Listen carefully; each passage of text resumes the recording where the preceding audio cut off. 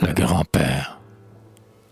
Il vivait pauvre, seul, sans amis, sans famille, avec le dernier fils de sa petite-fille, frêle enfant qu'autrefois il avait pris mourant sur le lit où la mère était morte.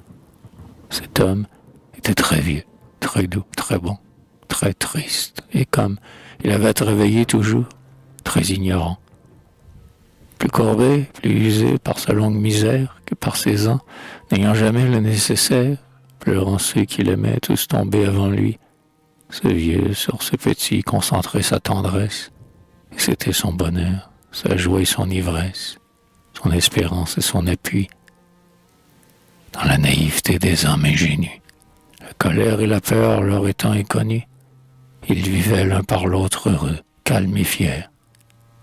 Dans la petite chambre où nul air respirable n'entrait, où tout était sordide et misérable, où le pain et le feu manquaient tous les hivers, il riait par moments de ce rire splendide qu'ont le cœur innocent et la lèvre candide.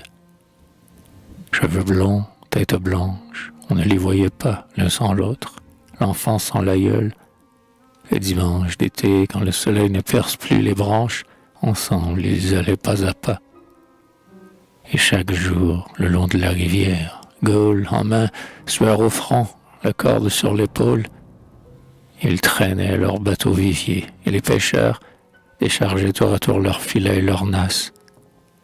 Le métier est mauvais, rude et plein de menaces.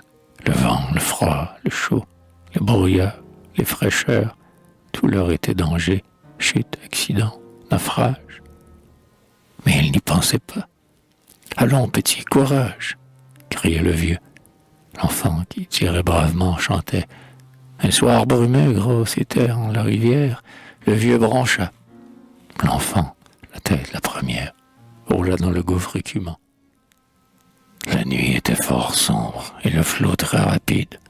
On ramena le vieux brisé, presque stupide. Au matin seulement, on retrouva l'enfant. Le grand-père entra comme ceux qu'on exile dans la vie. Il n'avait plus de pain, plus d'asile. Mais c'était un de ces tendres cœurs qu'étouffant, blessent, torturent et qui, malgré leur épouvante, du mal, gardent la foi, cette force fervente. Il ne se plaignit pas lorsqu'il recommença. Seul et plus faible encore, sa tâche journalière, il disait en joignant ses deux mains en prière, « Que voulez-vous? C'est comme ça.